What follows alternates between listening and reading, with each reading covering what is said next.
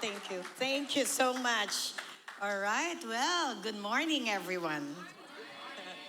Grabe, no? Pag morning service, after a holiday, maraming seniors. Tingnan nyo katabi nyo. Kasi yung mga bagets tulog pa. Di ba? Party, party, party. Yes. Wow. You know, we will close this new year and thank you for coming to the last Sunday service. Amen. Sabi mo sa katabi mo, pinagpala ka. So this is our Taglish service. Two services today only. Okay? So yung mga late na makakarating, you can attend, the afternoon service at 3. 3 ngayon tayo. Two services, 3 ang afternoon. The reason, if you missed this morning teaching or prophecy, because they assigned me, I will also do this one in the 3 p.m. service. Pero ano yon? English lang. I-Englishin ko lang, yun sasabihin ko. And, pero next week, January, ano ba yun? 4, back to the normal 3 services. Okay? Wow, tell your neighbor, you are blessed. Parang ang saya nyo. Ang saya-saya nyo talaga, no? I know you have gained a lot of pounds. All right? Alam ko, puro kain din kami. All right, Panginoon, because this is a prophecy, this is a revelation. Lord, I need your guidance. Control my mouth. Hallelujah, Lord. Let your words, oh Lord, be truth that I will release. Let this revelation sink in our hearts, sa aming puso, sa aming isipan, para ready po kami sa 2026. In Jesus' name, amen and amen. Amen. The prophecy for 2026, I titled this, Victory Amidst Chaos. Tagalogin ko, tagumpay sa gitna ng kaguluhan. O diba? Galing ko magtagalog. Hallelujah. You know, for several years that had passed, every end of the year, I always seek the Lord. And it's not seeking every day, but every time I pray, nagkakaroon ng vision, a revelation na pinapakita si Lord. Then I marinate that in prayer and I ask the Holy Spirit. So last night, or this morning ko lang natapos siya, kaya it's hot from the press. Jeremiah 33:3 says, call unto me and I will answer thee, and I will show you great and mighty things you've never heard of. Amen? All right. So, kung gusto nyo fresh news, seek God. Fresh news comes from heaven only. Do not seek people. Do not seek. Huwag mong hanapin yung mga nasa YouTube, AI. Gosh, don't. Okay? The Word of God should be coming from the source Himself. God the Father, the Holy Spirit is your teacher. Amen? So this is the truth. So gaya nga ng sabi ko, maraming revelation ng Panginoon at prophecies personally for me, my family, for River of God, for people I have ministered to, and of course, for our nation. Okay? And sabi nga sa Amos 3:7, indeed, the sovereign Lord never does anything until He reveals His plans to His servants, the prophets. I'm not claiming I'm a prophet, but what I'm saying is, binibigyan ng Panginoon, pinapahayag niya ang kanyang mga salita at propesya sa mga lingkod. Amen? So that's the reason why we have prophecies. That's the reason we have predictions. So I will be teaching today. I will be revealing things. Prophecies or predictions are like foretelling. Okay? Hinahayag mo. You are forecasting what the future holds for us. At ang iba dito ay dumadating as a warning, mga babala. Yung iba naman, reminders. Okay? Para huwag mo makalimutan. At kadalasan, ang unang pinoprotektahan ng Panginoon ay ang kanyang mga anak. Do I hear an amen? Anak ka ba ng Diyos? Kaya, by the grace of God, before 2020, actually, even before then, lagi na ako nakakatanggap what is for the following year. Simulan na lang natin, from 2020 to 2027, nakatanggap ako ng ano mangyayari or isa sa mga mangyayari for the year. Just a recap, noong 2020, Clarity of Vision. I think this teaching, if I will not finish today, gagawin natin part 2. Kasi our time is limited. Okay, alam ko, binigay sa akin ng microphone ng 11:20 na almost. I'm watching my time. Kaya nga 2 services, hahabaan ko pa rin.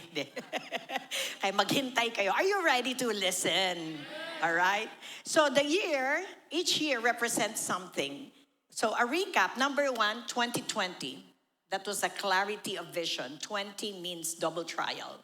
At yun ang nangyari ng 2020. Nagkaroon tayo ng pandemic. Hindi ko na nga babalikan kasi mauubos pa yung oras ko. Pero bumalik kayo sa mga YouTube natin, sa ating website, doon yung makikita if you miss the teaching or the prophecies. 2021 is the year of preparation or equipping and empowering. 2022, the year of separation and division. Alam naman natin, maraming divide sa household kasi pandemic time to, vaccine, no vaccine, kung ano-ano. Amen? So, 2023 was the year of conformity. Either you conform to the world or to the standards of God. 2024, 4 means rule and reign. Okay? May mga anak ng Diyos, naka-bounce back, ruling and reigning. Amen? This year, 2025, is the year of grace and servanthood. Pinag-usapan natin to. So, very recent and still happening now. And 2026 is the year of who knows? Sino nakakaalam? Naku, hindi kayo nagtatanong kay Lord. Man is the year of human. Hindi AI, man. All right? So this year is going to be a different year. 2025 is a year of grace. Ito ang nangyari sa buhay ko.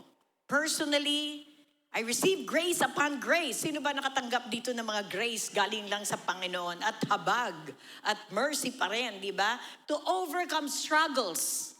Maraming dumating na pagsubok. I thank God for giving me grace to overcome physical weariness. Nakakapagod. Mga sakit. Mga lahat yan na overcome natin. Even you are serving God. There will be body aches, pains, weariness, tiredness, and as I look back, my calendar for 2025, it was a very busy year. 3 days to go, tapos na tayo ng 2025. And when I look it back, mas marami kaming travels ni Bishop this year, 2025. And there were many travels domestically and how God opened doors, in Calgary, in Toronto, and open India as well. And there are many more invitations itong 2026 because of God is doing something. Amen? It's not about us. If you say yes to the Lord, He will send those who are willing. Amen? So, I remember even early this year, I said to you when I saw a vision and the Lord spoke to me, it's so hard, ayoko nang balikan. Sabi lang ni Lord, are you ready to walk my walk? Do you remember that? Are you ready to walk my walk? So this is what we call Jesus walk. May paglalakad na tama. Okay? And I remember answering the Lord, yes, Lord. Yes, Lord, I'm ready and willing to serve you. Sabi ko, Lord, show me your ways. Give me the grace, because it's the year of grace, to walk your walk. Hindi ko kayang gawin ang lakad na ginawa ng Panginoon. For 3 years, He was here on earth. And it was a tough walk for Jesus. Remember how He was persecuted? How He was, rejected by His own. Napakahirap po yun. And to the end, He was crucified. I don't want to be crucified, but I want my flesh to be crucified. Amen? I gave this message to the churches, to the pastors, and also the leaders of this church. I gave it to River of God. God challenged River of God. God challenged all of us this year to serve.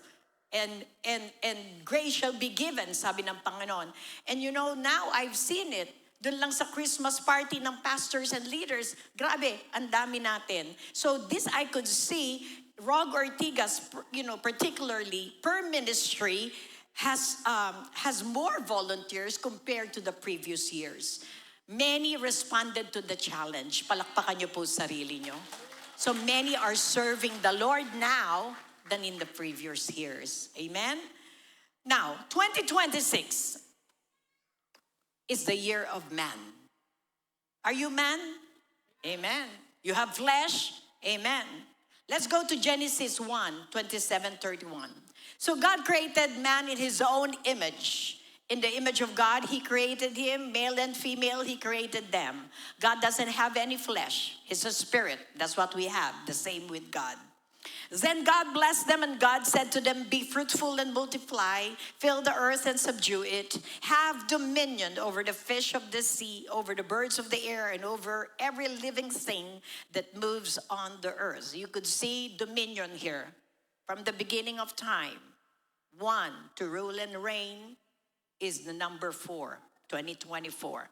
29, verse 29. And God said, see, I have given you, for you to dominate, every herb that yields seed which is on the face of all the earth, and every tree whose fruit yields seed. To you it shall be for food. Also to every beast of the earth, to every bird of the air, and to everything that creeps on the earth, in which there is life. I have given you every green herb for food. And it was so. Verse 31, then God saw everything that he had made, and it was very good. So the evening and the morning were the 6th day.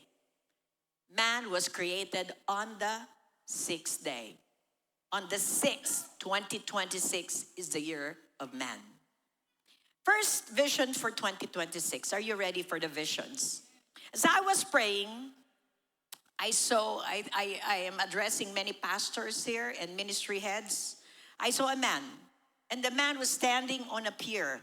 Hindi ko alam sa Tagalog ng pier. He was fishing by using the fishing rod, yung may reel, nag-iniikot, traditional, the old way. However, in his basket, he had only 3 fishes. 3 lang piraso. After many hours toiling, daan tagal niya. Ganun siya, wala. After many hours of toiling, human labor, okay? Suddenly, the vision changed. 3 isda. The same man, but still standing on the pier. Hindi siya nasa boat, doon sa pier. Then he got a big, heavy drag net, fish net, okay, drag net. Lo and behold, the net was filled. It was filled with various or different kinds of fishes. And then, hindi niya maiakyat, so he called for help. Tapos nakita siya ng mga ibang tao, ordinaryong tao, and then they help him haul the dragnet up to the pier. And he had a big catch. Some of you, probably alam niyo na interpretation. The vision for 2026 speaks of method of evangelism. All right? The man was using the traditional fishing gears. Manual, iniikot, hard labor. It's a basic fishing rod and a bait. Okay? So the 3 pieces of fish means human soul, kaluluwa. 3 means to conform. He was conforming to the old traditional fishing. Okay? Gears and tools. Now, when the scene changed, the same man, siya pa rin, he was standing still, not on the boat, daron siya sa pier, pero dala naman niya ngayon is a different fishing gear. Yung fish net na, binato niya sa tubig. Pagbato niya sa tubig, ang bigat-bigat, kitang-kita ko, nag-struggle siya, pero nabato niya, as biglang gumalaw at hinila niya. Hindi niya mahila, kaya humingi siya ng tulong sa mga tao. Kasi it was large, heavy, different fishes. Maraming iba't ibang klase. It was a big catch. And this new type of gear or method na sinasabi ko, kailangan maunawaan natin, it's a new method of evangelism. So church, maaring heavier leaders, it's harder to do yung mga bagong i-introduce na methods of evangelism, but the new and improved process will surely give us significant results. Amen? Kesa yung mauubos ang oras mo, tatatlo lang nakuha mong isda. So I want all of us to be open to our leaders, the churches. Ano ba itong mga bagong katuruan or bago? Let us be open to be able to accept. Kung tinuturuan tayo, maging teachable tayo. Intindihin natin, hindi ating kingdom to. There is a Lord of the harvest. Amen? Since it's the year of man, much toiling or laboring is required by God from His church. It's not your church, His church. It's not your harvest, His harvest. At kailangan niyang makita sa atin na tayo ay bukas sa evangelism at mga bagong katuruan. Do I hear an amen? Also, gusto ng Panginoon na evaluate natin, pag-aralan natin, ano yung dating i-improve. Also, natandaan nyo, may mga tinawag siyang tao. At tumulong sila. At ang nangyari, naitaas nila yung fish net. You know what it means? Team effort. Hindi kaya ng isa. Mabuti, maganda, if you're doing a one-to-one evangelism, yes, do not stop. But, napakaganda. But you know, the effort is limited. Mas maganda kung collective and united effort ang church. Hello? Kaya mga kapatid, we need more team members.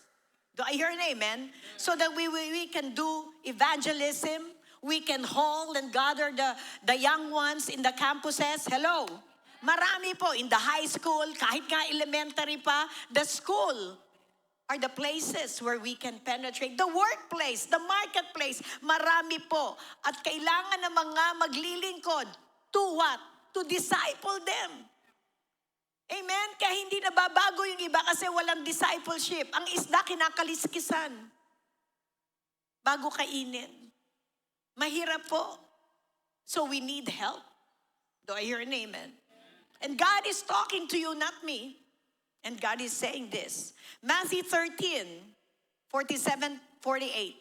Again, the kingdom of heaven is like a dragnet that was cast into the sea and gathered some of every kind, which when it was full, they drew to shore.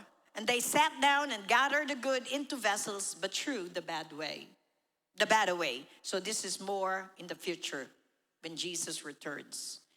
The second vision, that's the first vision. Second vision for 2026. Alam niyo yung uod? Okay, so I saw this long, green, mataba, fat, okay? At hairy, mabalahibo na caterpillar. Uod yun eh. Okay? So it's a stage before it becomes a butterfly or a moth. So nakita ko siya, kumakain siya, naggumagapang siya at kinakain niya yung mga dahon ng halaman. Okay, sino makakakuha na interpretation nito?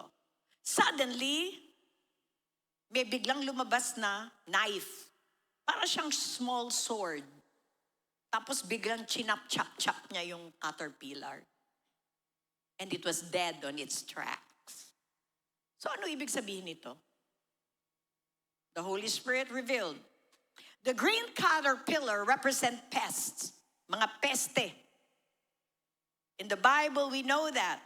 1 Kings 8:37, if there is a famine in the land caused by plant disease or locusts or caterpillars, or if Israel's enemies besiege one of her cities. So kitang-kita mo to, locusts or caterpillars cause plant diseases. Sinisira niya, kumakain siya. When there will be an attack of locusts, lahat ubos. Caterpillars, the same. May halaman kami, nagkakabutas-butas. Nakikita ko kinakain ng uod. Right? Ganyan ang caterpillar. So itong caterpillar ay peste. And do you know that they are voracious? They are voracious. Ano ba yun? Matakaw. They are voracious eaters. Devourers sila. Kaya itong mga ito, ano dinidevour nila? Yung harvest mo. Bago mo makita o matikman, kinakain na nila. Kaya itong mga ito ay matatakaw na kumakain at lumalamon ng iyong pagpapala o yung ani mo na para sa iyo, hindi mo na nakita. Hindi mo natanggap kasi kinagat na niya, kinain na niya. Kaya lang din natin ito nakikita. Kasi ang kalaban natin walang laman at buto, espiritu. Hello? Kaya lang, paano mo maglalaman to? Siyempre, of course, the Lord will reveal if you are prayerful what's happening. Amen? Kaya green, ano ibig sabihin? Sabi ko, green, fat, hairy caterpillar. Green means alive. It's existing now. Nangyayari ito sa atin. Kaya yung parang akala mo magko-close na yung deal mo, sarado. Biglang wala. Yung akala mo matatanggap mo, hindi dumating. Nandun pa naman yung faith mo, yung pananampalataya mo. Ano nangyari? Bakit di dumating? Kasi hindi mo nakikita kalaban eh. Do I hear an amen? So pinapakita to ni Lord, the leaf, yung dahon sa halaman, ikaw yun. Human. Because plants or trees in the Bible are human, man. We are like a tree, the display of the splendor of God. We are like trees planted in the streams of water. Psalm 1. Hello. So the small sword, yung nakita kong parang knife, dagger, okay? Yun yung tinatawag nating Lord's intervention, kapatid. Ito yung intervention na gagawin ng Panginoon sa iyo, yung caterpillar, yung kalaban mo, na kumakain ng blessing mo, before you see it, tsatsapin na ni Lord. Papatayin ni Lord. Gagawa siya kasi yung intervention ni Lord is to stop and chop the devourer from stealing your blessings. Yung nagnanakaw ng iyong pagpapala, papatayin na niya. Makikita mo na rin ang iyong pagpapala. Napakabuti ng Panginoon. Ang Panginoon is always for you, not against you. Kaya lang, meron ka namang kapangyarihan, hindi mo lang ginagamit. Kaya minsan si Lord, tinutulungan na tayo.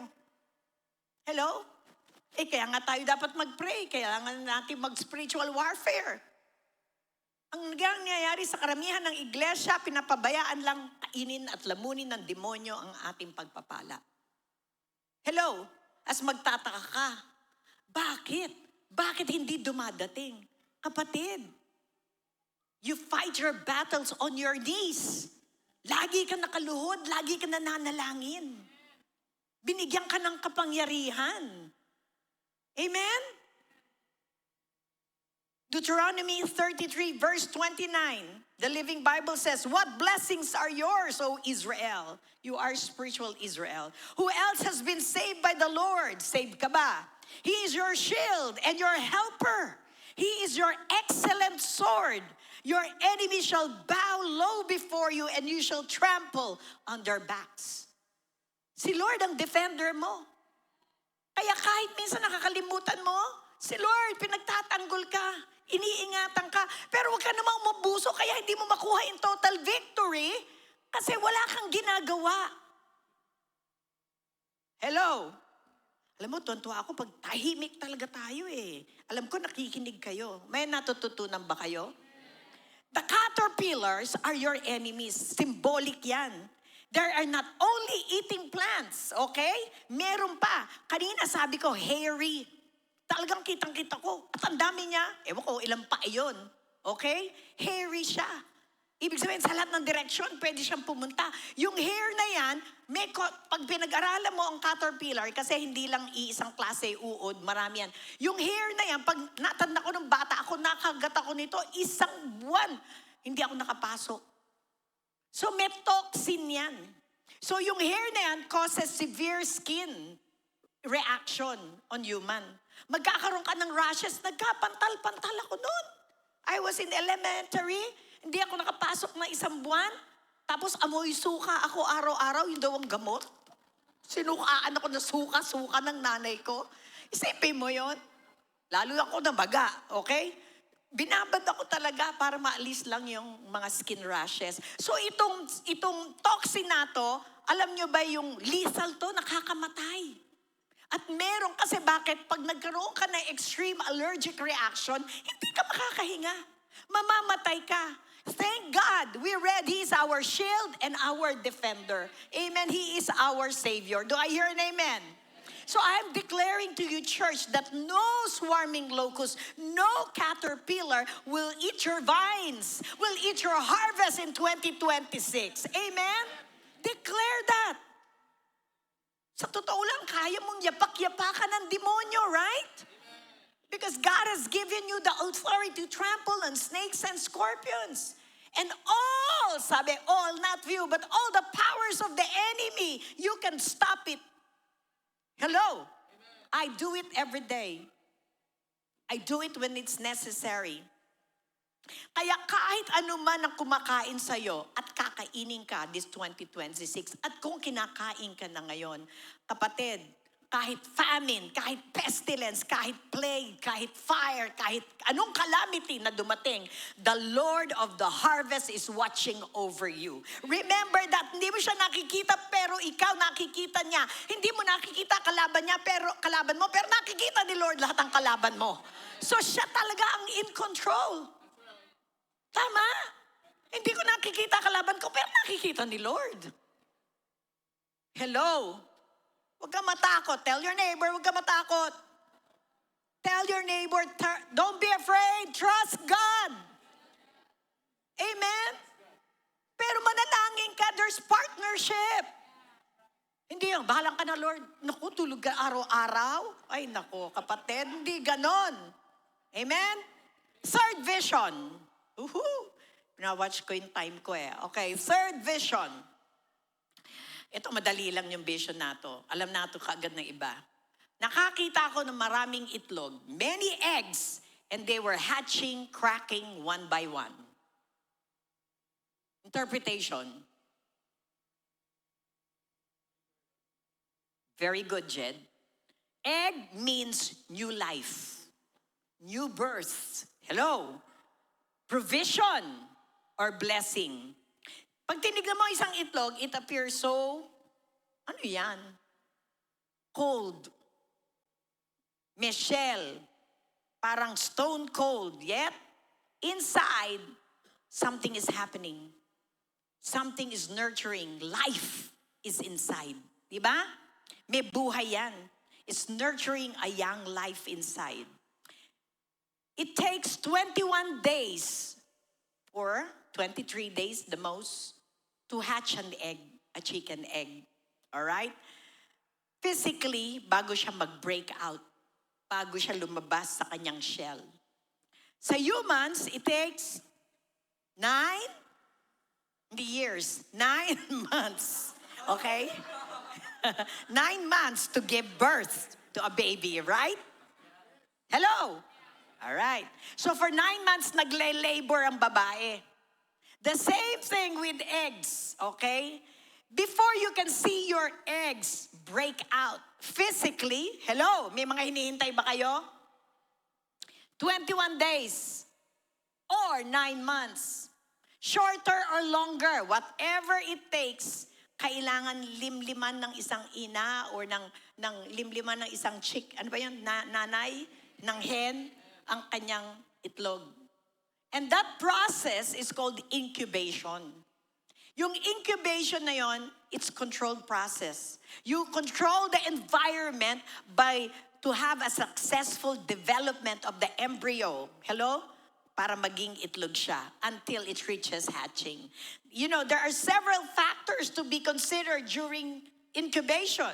Nandyan yung temperature, nandyan yung humidity, nandyan yung ventilation, lilim-liman, iniikot ang itlog sa mga hatchery. Alright? Sa isang ina, meron ding incubation. Kailangan pumunta ka sa doktor. Check up. May prenatal vitamins. Tama? Buwan-buwan magpapakita ka. Meron kang regular check-up, diet, rest, sleep, light exercise. Di ba? Yeah, ready na. Oo ka, malapit ka na mabuntis. Sige ka. So, yun. Hello, Queen Esther. Kala mo naman nabuntis ka, gumaganong ka. Malapit na nga. Hallelujah. Amen. Amen. You know, spiritually, how do you create and maintain, okay, an environment to make sure that it is a successful development of the eggs until hatching. How do you create it? So, sasabihin ko sa'yo, if you want your eggs, marami ba kayong nililimliman ngayon? Marami ba kayong mga itlog na hinihintay na mag-break out? Do I hear an amen? Pag wala kang vision, walang provision. Hello? Pag wala kang vision, wala kang hinihintay. Para kang walang kausap. Hindi ba may mga pinagpe-pray kayo? Alright, so that's your egg. Aalagaan mo. Pero maraming factors you consider in the spirit realm. Hindi sa physical. Everything starts in the realm of the spirit. Do I hear an amen? And magmamanifest sa physical. Amen? So what do you do? How do you maintain to have or ensure a successful development of these eggs until hatching? Unang-una, marinate it in prayer.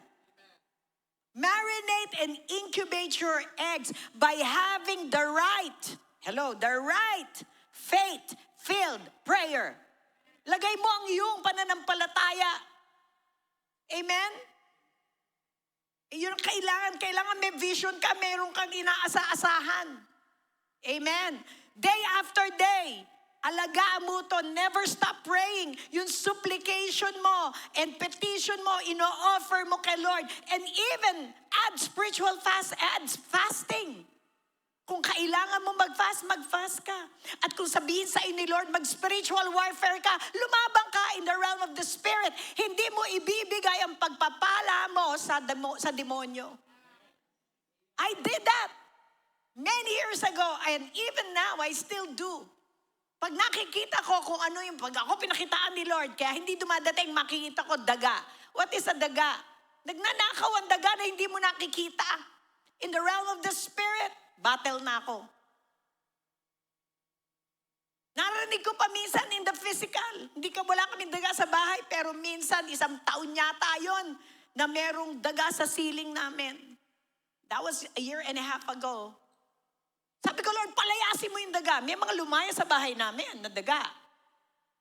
Kasi ninanakawan ako. Okay? 1 taon at kalahati, wala nang magnanakaw. You fight it in the spirit. Bahala si Lord sa physical. Ihingin mo lang. Naintindihan po ba ang sinasabi ko? Kaya nga ang kalaban natin, sabi sa Ephesians, hindi laman at buto, kundi espiritu behind the people. Amen? Alright. So, church, ang prayer ko, kailangan mo ma-reach yung 21 days. Even if it takes 9 months. Or even 9 years. Yung building natin sa Pinagbuhatan, it took 9 years bago na-stand na ano yung ating building doon. Nakuha at naka-establish tayo ng mga buildings doon in a 1,000 square meter lot. Nandun yung unang-unang church natin. Nandun ang ating school. It was laboring. Alam ko yung iba sa inyo, years na, hindi lang 9 months. So ask God. Amen? I want you to believe. Have faith in God. Fight. Sabi mo nga, fight. Fight for this new life. Fight for this new blessing. Fight for this new beginning. Do I hear a new beginning? We want all new beginnings. Oh, eto na naman, magja-January, nakasulat ka na naman ng yung listahan na gusto mo mangyari. Yung mga ano tawag doon? Yung New Year's resolution na 3 taon, di mo pa magawa. Yung ganun. Paulit-ulit na lang, number 1 sa list mo. Hello? Okay? So, be awake. It's 2026, church. We have to do something. We have to fight. Amen? When you put these 3, 3 vision lang bibigay ko sa inyo dahil nakikita ko rin ang oras. When you put together these 3 revelations from God, it speaks of fish. Ano yung fish? Human soul. New life. Amen? New birth. Eggs. Human soul, new life, new birth. Pinakita ni Lord. 3rd, caterpillar, uod na kumakain ng halaman. Plant, human soul. Ikaw yan. Tao. Huwag mo isipin sarili mo, pati mga kamahal mo sa buhay, kinakain na rin ng caterpillar. Tama? Paglaban mo sila. Lalo na ikaw ang Kristiyano, hindi nila alam yung mga nasa mundo. Kaya itong warning na ito, binibigay ng Diyos sa atin kasi tayo nakakaalam ng sitwasyon ng mga tao sa mundo. Ipag-pray nyo sila, intercede nyo. Kaya 2026 is the year of man. It's the year of human. It's time to wake up, church, and fight the enemy on your knees. Dapat nakaluhod ka every day. Do I hear an amen?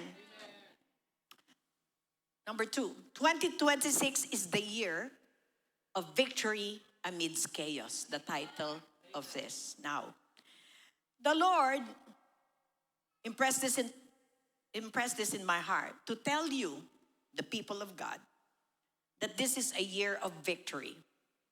Kahit may kaguluhan. Sa gitna ng kaguluhan, may tagumpay. Do I hear an amen? Biblically, the number 6 means man. And we read that earlier in Genesis 1, 27 to 31. The number 6 also means flesh. Laman. Sino bang may laman? Man and animal. Pambihira naman kayo. Hayop. Di ba may laman yan? Kinakain nyo nga, puro lechon eh. Ang dami niyong pinatay na lechon. Ang dami natin kinaing lechon. Man has flesh. Animal has flesh. Amen? All right. So the flesh is found in both man and animal. So as we enter the year 2026, mga kapatid, there will be many believers, okay, 6, I will tell you this, who will be doing hard work, toiling for the kingdom.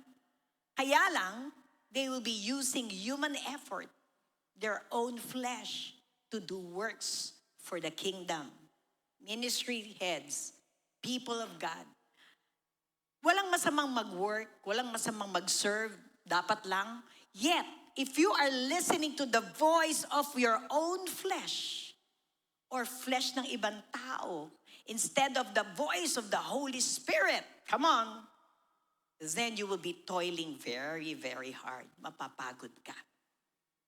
Marami tayong gustong gawin. Question, yan ba pinapagawa ng Panginoon? Maganda naman kasi, okay naman, Pastora. Yes. Gusto mo ba yan o gusto ni Lord? Pinapagawa ba yan ni Lord o ginagawa mo lang dahil maganda? Idea mo ba yan o idea ng banal na Espiritu? Sasabihin ko lang sa'yo, mapapagod ka. Kasi nangyari sa akin yan eh. Just like the man, nangingisda, 3 isda lang. Be open. Listen to the voice. Walang masama, the workers of the vineyard, the churches, you will have harvest. You will have results. Kaya lang, you're toiling or laboring, if it's not spirit-led, mapapagod ka, there will be weariness. You will be burnt out. Amen? Mapapagod ka. You burnout will be upon your bodies and serving becomes burdensome. Mawawalan ka na. Alam mo, when you're serving becomes a burden, well, there is no more joy. Wala ka ng joy. Parang ginagawa mo na lang ritual. Hindi maganda yan. John 6:63 says, it is the Spirit who gives life, the flesh profits nothing. Huwag mong kayanin. Amen? It's not by your might nor your power, but by the Spirit of the Lord. Huwag kang, ang Espiritu lamang magbibigay buhay. Siya rin magbibigay ng tagumpay. Ang laman ay walang pakinabang. Do I hear an amen? Mapapagod ka lang. On the other hand, when you are directed and you are led by the Spirit of God to do works, kapatid, for the kingdom, I assure you, it will be successful, matagumpay. Kasi walang inuutos si Lord na hindi kanya tutulungan. Kasama mo ang Panginoon. Amen? Mahirap yan, kaya ni Lord. Your physical body, your flesh, your faculties, pag ito ay nakasurrender at nakikinig sa utos ng Lord, you will be advancing the kingdom of God. I'm sure of that.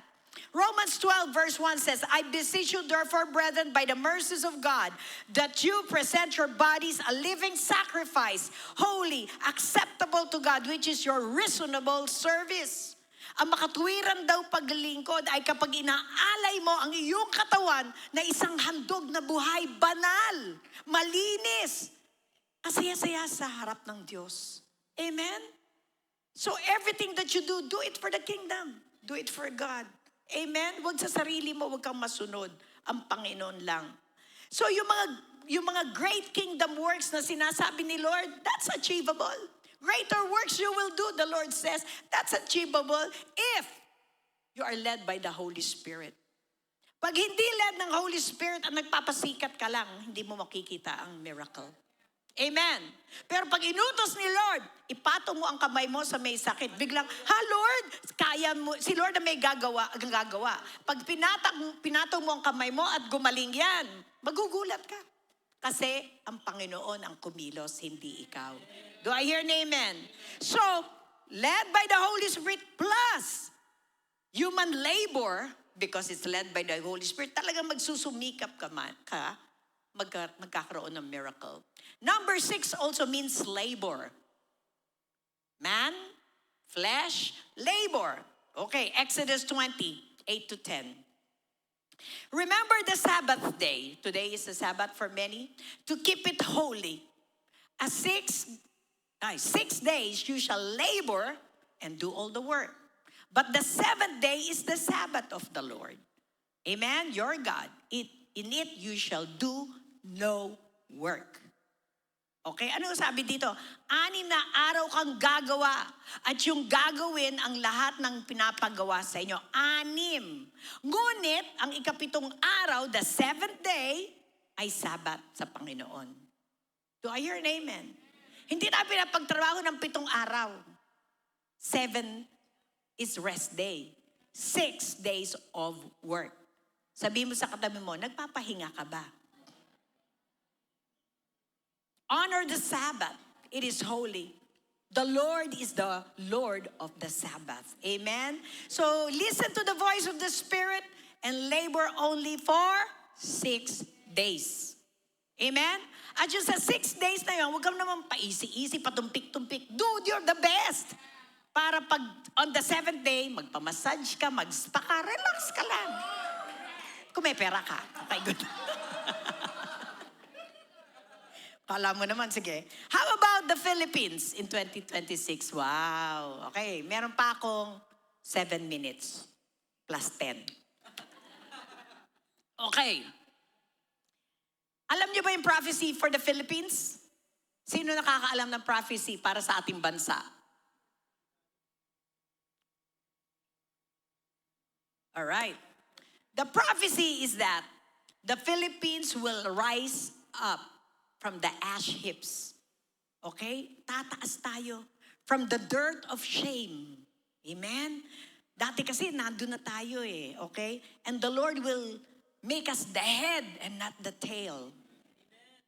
Dati ganun tayo years ago. In the 50s, in the 60s, I would say. We will not be the tail any longer. Our economy will improve dramatically. Parang di ko nakikita, Pastora, humanda ka. We will not be the sick man of Asia anymore. Hallelujah.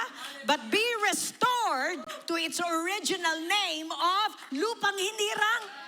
The Pearl of the Orient. Ano pa gusto mo? Amen? Kaya tayo will be the apple of the eyes of Jesus, of the Lord Himself. Aside from Israel, we will also be an apple of the eye of the Lord. We will be called the Pearl of the Orient again. And additionally, this is the thing that we always say, that the Philippines will be a missionary sending nation to the nations. Lumabas ang magandang balita sa Israel na born again ang mga hentil or mga now, tayo naman na magdadala ng good news sa kanila. Grabe ang ginagawa ni Lord. Dapat maintindihan mo to. So I remember mentioning this in 2025. Kasi before we will attain such a great revelation, before this prophecy will be fulfilled, unang-una, Ito sinabi ko to this year. The church should be mobilized to intercede, to wail, to cry out, to fast and pray for the Philippines. 2 Chronicles 7:14. Nagkakaroon tayo ng shaking. Sinasagot lang ni Lord. Nagpe-pray tayo, kaya nagkakaroon ng pagyanig. Hello? Narinig niyo ba ako? Nayayanig sa spirit realm, nagmamanifest sa nature. Nagkaka-earthquake, nagkaka-volcanic eruption, nagkaka-flooding. Kasi niyayanig mo ang spiritual realm, magmamanifest sa physical. Kaya rin ganun nayayanig ang gobyerno, pati iglesia, pati ang nature. Kaya matuwa kayo. Yung iba, ano nangyayari? Ganito, grabe, Lord. Cebu, okay lang yan. May ginagawa si Lord eh. Nagpe-pray sila eh. May earthquake, may ginagawa si Lord. Hello.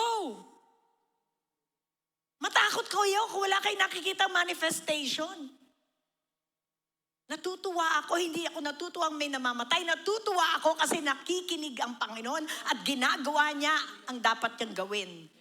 Hello! Palakpakan natin si Lord. So we need to cry out, we need to wail, we need to lift our nation to the Lord. Here in River of God Ortigas, wala tayong ginagawa.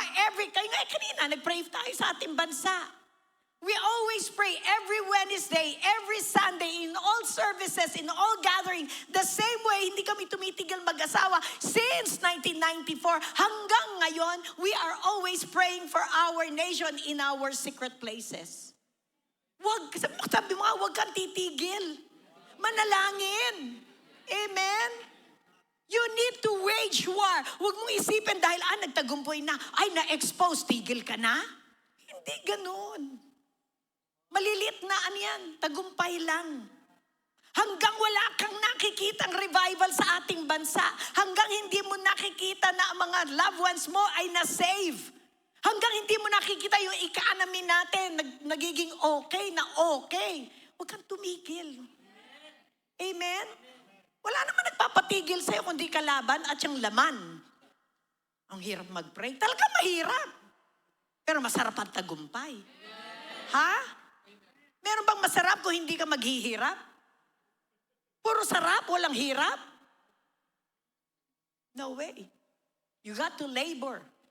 Hello? Kung ang babae nagle-labor, kaya siguro tawag doon labor, kasi mahirap manganak.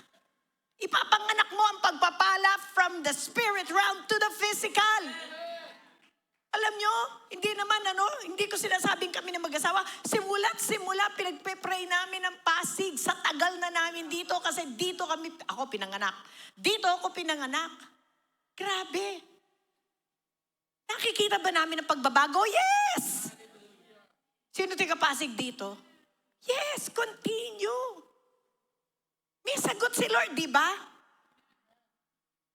Okay, second. After the wailing, the crying, the shaking na ginagawa, you're mobilizing, interceding, 2 Chronicles 7:14. There should be a shaking, pagyanig, alugin. Alugin mo nga yan katabi mo. Puro taba. Alugin. Kailangan ng shaking. Bakit kailangan ng shaking? Shaking leads to awakening. Shaking, kailangan alugin. Minsan kailangan alugin yung utak natin eh. Yes, shaking leads to awakening. Shaking will manifest into awakening. Nagkaka-revival. Hello, Haggai 2:6-9. For thus says the Lord of hosts, once more, in a little while, I will shake the heavens and the earth, the sea and the dry land, and I will shake all nations, and they shall come to the desire of all nations. And I will fill this temple with glory, says the Lord of hosts. The silver is mine, the gold is mine, says the Lord. The glory of this latter temple shall be greater than the former, says the Lord of hosts. And in this place I will give peace, says the Lord of hosts. I receive the word peace. Kung anak ka ng Diyos, tandaan mo, may kapayapaan ka sa puso mo.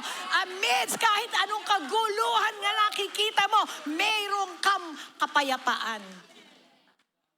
Kailan ako natakot? nung bata ako. Natatakot pa ako. Bata sa Panginoon.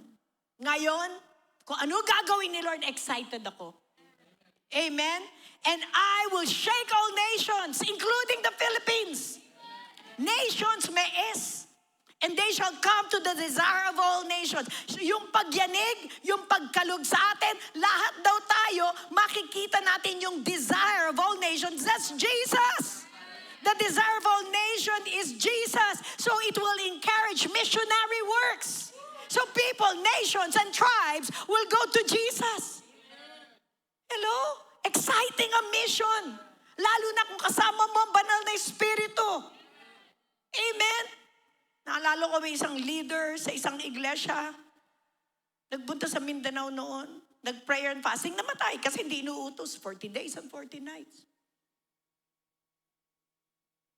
Kailangan narinig mo. Hataw tayo sa evangelism, mga kapatid. Improve your method. Gather more vineyard workers. Amen? There is a promise of the glory of this latter temple shall be greater than the former. Bakit? Kasi ang Panginoon, Jesus, the Messiah, will appear soon and He shall be called the great light and He is carrying the brightness of the Father's glory. And of course, tell your neighbor, you are a glory carrier. The church of Jesus Christ is God's temple as well. Amen? Verse 9, and in this place I will give peace. Sa lugar na to, the promised peace here is called shalom. Shalom. So if the Philippines is undergoing a mighty shaking right now, 20 to 25, kapatid, the good news is the Lord is exposing, yan ang prayer namin, expose our nation's problem of corruption and other crimes. May ginagawa si Lord. Huwag nating sisihin ang gobyerno o ang presidente o ang vice president, kampi-kampi. It's the Lord doing something. And I'm telling you, the shaking will continue in 2026. Hindi pa siya tapos.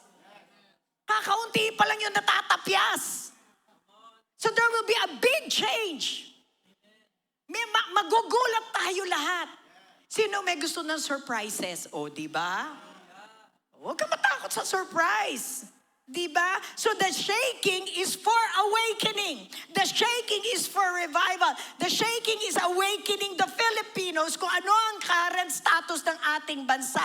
At lahat ng gobyerno, authority, the leaders, kaya yan sineshake. So the shaking is not only political and as mentioned earlier, pati natural.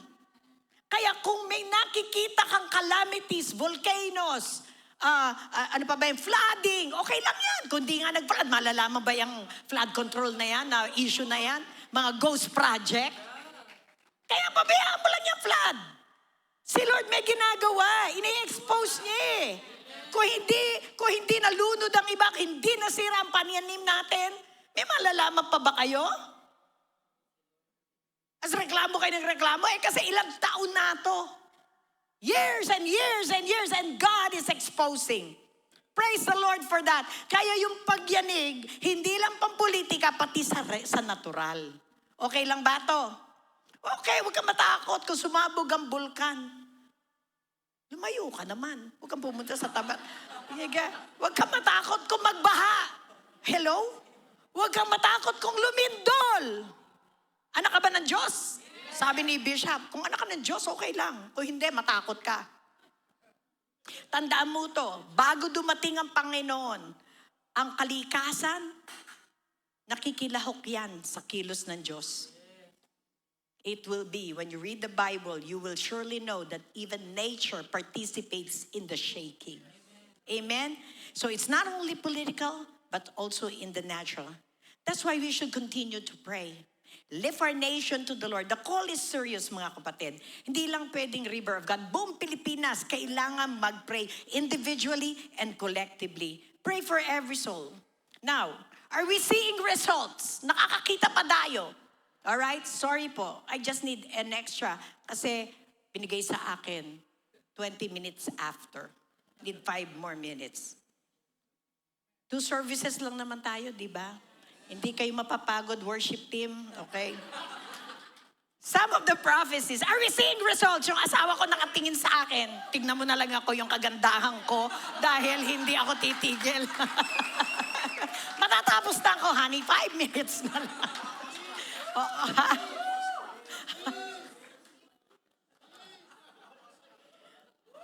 Grabe, no? Alam niyo, some of the prophecies I have said, kita ko nyo, I have received, happened na talaga. Ang iba. And I'm still waiting for some to come to fruition. Amen? So the prophecies for the body of Christ and for the nations, warnings to, reminders to, wake-up calls, hello, alarm, wake-up calls, okay? And this, as I am speaking, some are happening already in the realm of the spirit as makikita mo sa physical. When this happens, then the prophecy is true. And God is making it come to pass. Bakit wala pa, Pastora?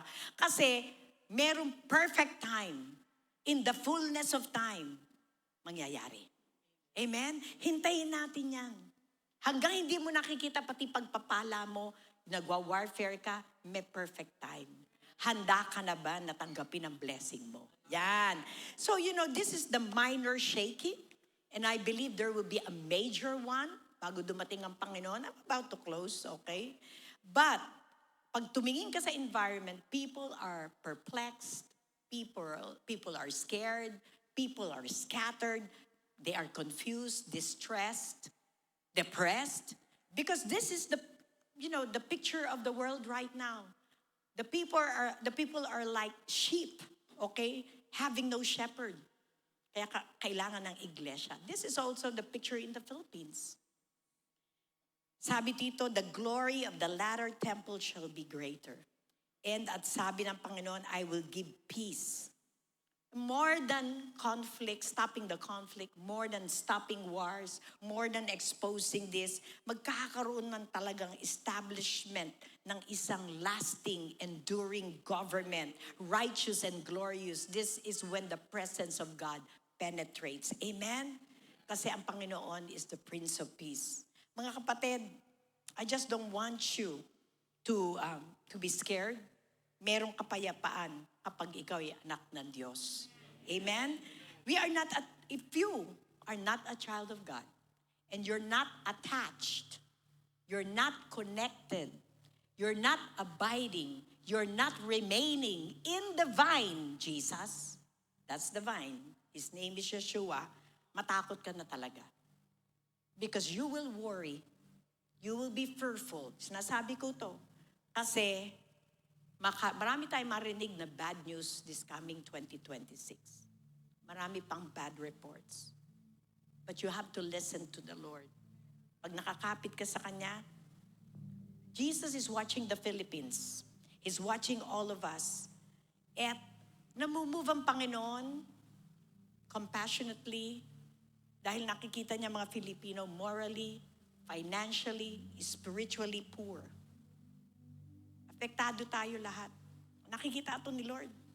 At alam din ni Lord, yung hearts of man, mga puso ng tao, will be tested.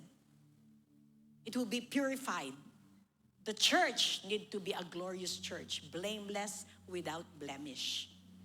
Kaya hinahanda rin ng iglesia.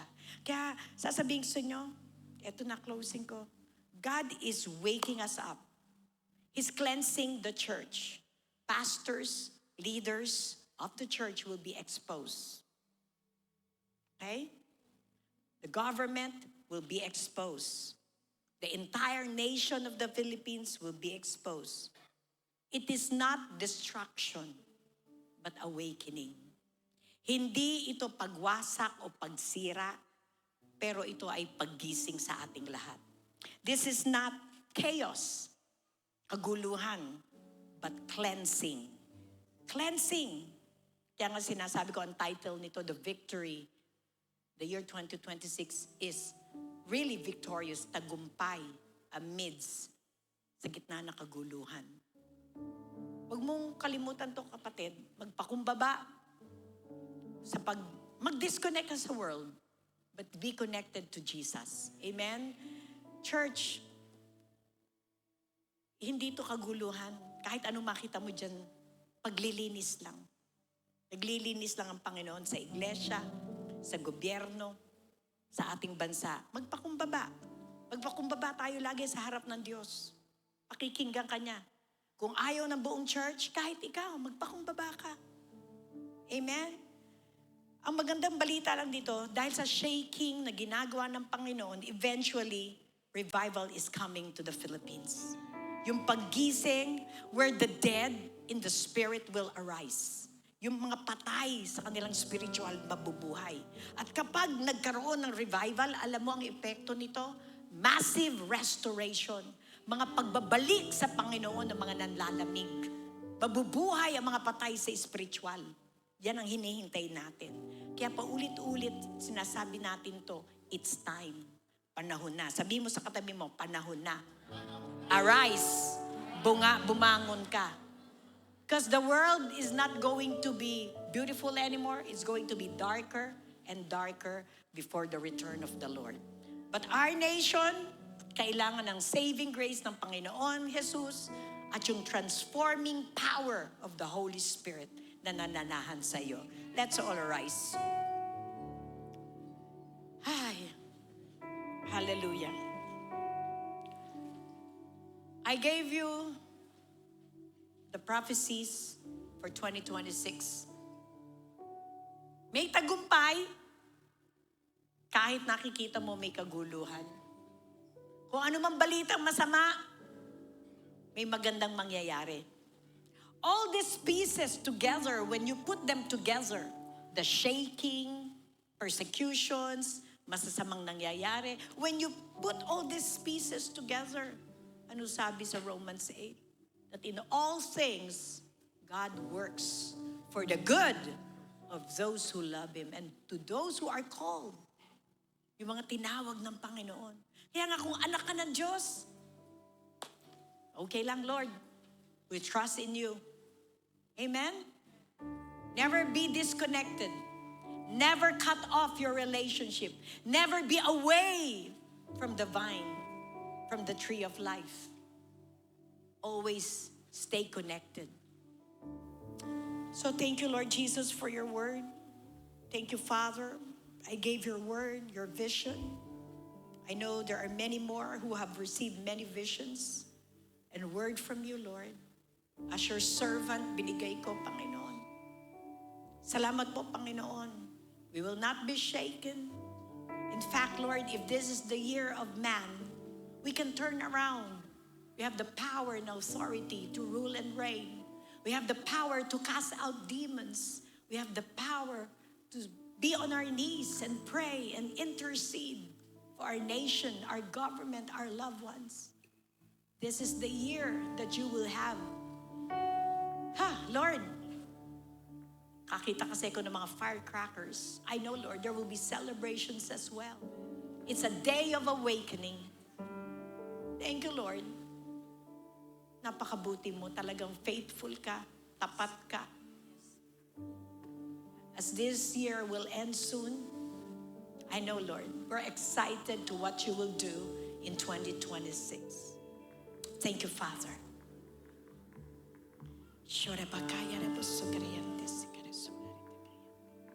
Thank you, Lord. If you want to be empowered by the Holy Spirit, just for missions, come to the altar. If you want to commit in prayer, mga kapatid, and stand up for the Philippines, come to the altar.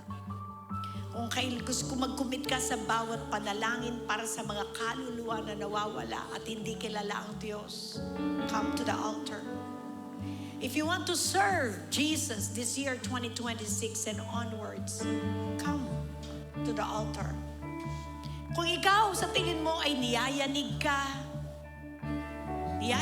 ng Panginoon ngayon, kasi may pinagdadaanan ka, come to the altar. We will pray for you. We will cast out that fear.